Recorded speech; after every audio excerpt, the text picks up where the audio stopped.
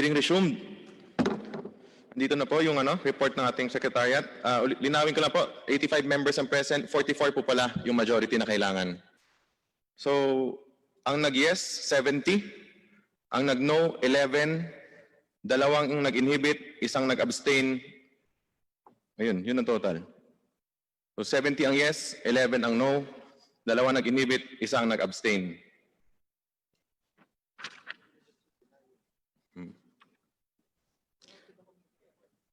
The resolution to deny ABS-CBN's franchise application is hereby adopted. Pursuant to Section 49 of the Rules of the House of Representatives, all House bills and House resolutions relative to the grant or renewal of the franchise application of ABS-CBN Corporation are hereby laid on the table. The committee secretary is hereby directed to inform all the authors of the bills and resolutions of the decision of the committee in writing, and as far as practicable, though electronic mail within 5 days stating the reasons therefore. Mr. Chair, Mr. Chair, Kong Jonathan. point of clarification lang po. Ano po ba ang ibig sabihin ng laid on the table, Mr. Chair? Comsec. Committee Secretary. Para sir na siya, kill. Maraming salamat, Mr. Chair. Ibig sabihin po, itong usapin patungkol sa pagre-renew ng application ng ABS-CBN ay hindi lang po isinantabi. Ito po ay tinapos na ngayong araw na ito, Mr. Chair. Tama po ba? That is correct. Kong Defensor. Mr. Chair, in parliamentary courtesy, when a bill is being approved, we don't necessarily vote no because we just lay it on the table just to make it stay in the committee. But technically, Mr. Chair, for a franchise application, the effect would be to kill the application of the franchise. But it is still in our rules laid on the table.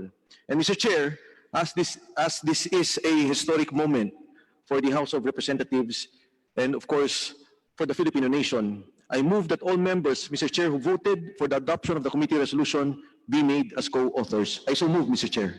There is a motion to include all members of the committee who voted for the adoption of the committee resolution denying the franchise application of ABS-CBN Corporation. Any second? I second, Mr. Chair. Is there any objection?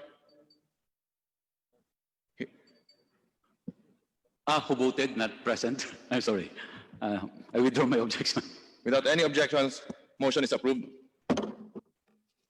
Mr. Chair, I Congressman. move that the committee adopt the other findings and recommendations contained in the technical working group report, Mr. Chair. There is a motion to adopt the other findings and recommendations contained in the TWG report. Any second? Second, Mr. Chair. Is there any objection? Hearing none, motion is approved.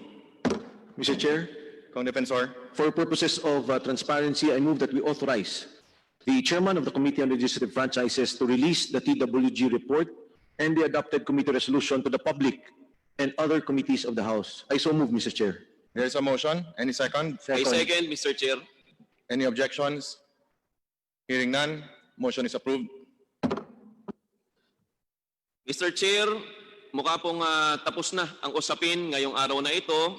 Mr. Chair, I move to adjourn. Mr. Chair, Mr. Chair, Kong Defensor. let me, before I second the motion, let me just congratulate you, also those who voted no. The members of the minority are all here. Those who have worked for the 11 hearings, the 12 hearings, Mr. Chair. Let me congratulate you, Mr. Chairman, again, and the TWG group. I second the motion, Mr. Chair. Mr. Chair, before we adjourn, Yes. I just want to be clarified if this committee report will still be. I just want to be clarified if this committee report will still be presented to the plenary, not anymore. Hindi na po. This is it, no? Okay. Mr. Chair. Kong Garin.